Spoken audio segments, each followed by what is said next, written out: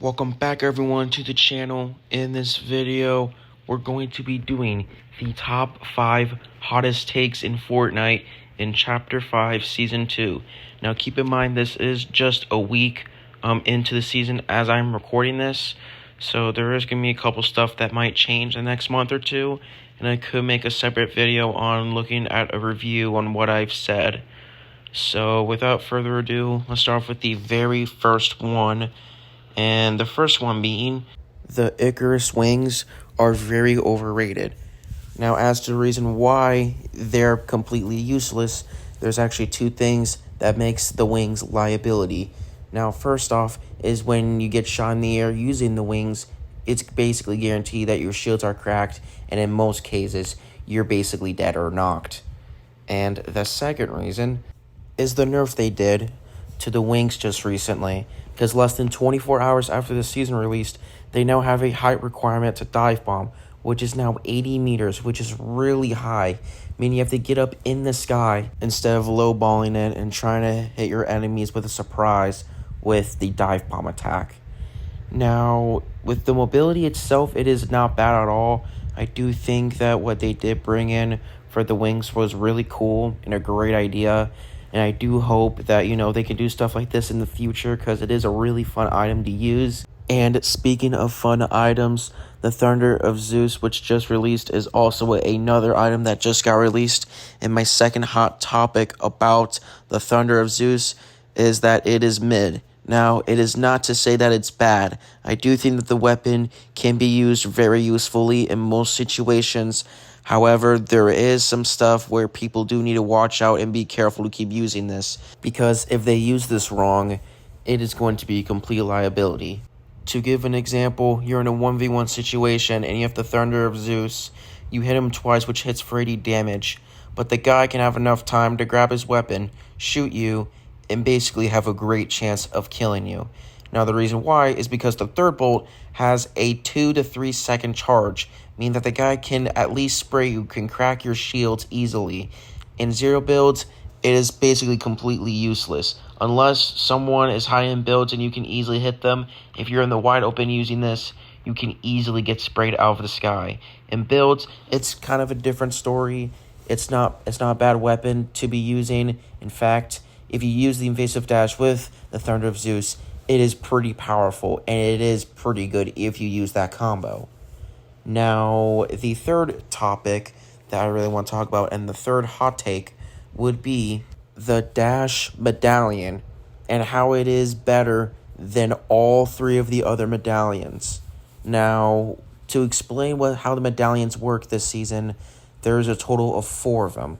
Now, the first one is Zeus's, where it gives you a speed and jump ability, which is basically it'll make you jump and run faster.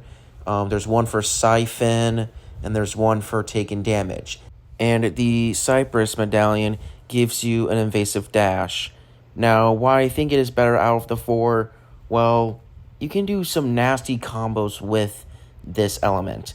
Now, one of them being also with the Zeus one, where you can run fast, and when you jump, you can just simply invasive dash, and you could go as far as you can, which makes it overpowered.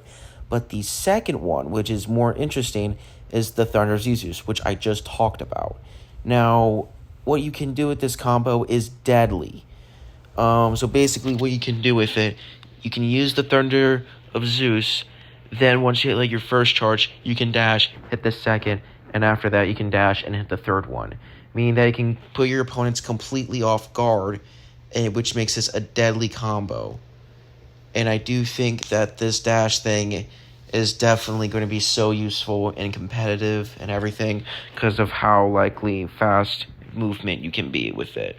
And I really like it a lot. Now, the fourth hot take that I'm going to be talking about is the auto versus Cypress shotgun debate. Now, there are a couple people that are going to be saying that the auto is better or the Cypress is better.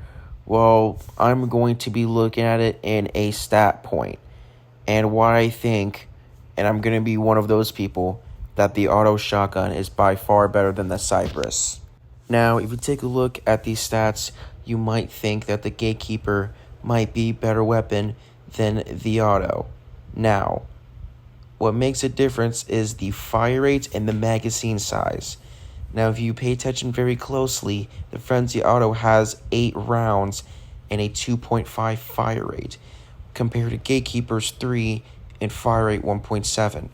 Now, what does this mean? Basically, that you can just spray with the Frenzy Auto and that it does high enough damage where you can hit them in like 2 to 3 bullets and can easily kill them with ease. Which, if you can see gameplay wise, you know why. And I'm not even counting the 12 round mag, which is just broken.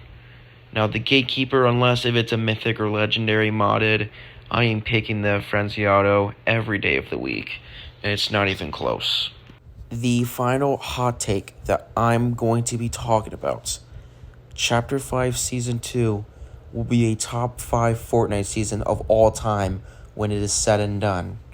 Now, to explain myself, I mean, the content that just dropped is already amazing itself.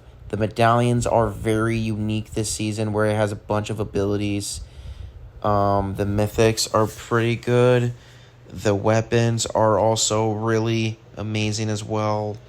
The wings part, I do think that if it does get a little bit of a buff, now I don't know if it will be, but they are a very fun item to use, and if it does get a buff, I do feel like that it will become a very fun and useful item.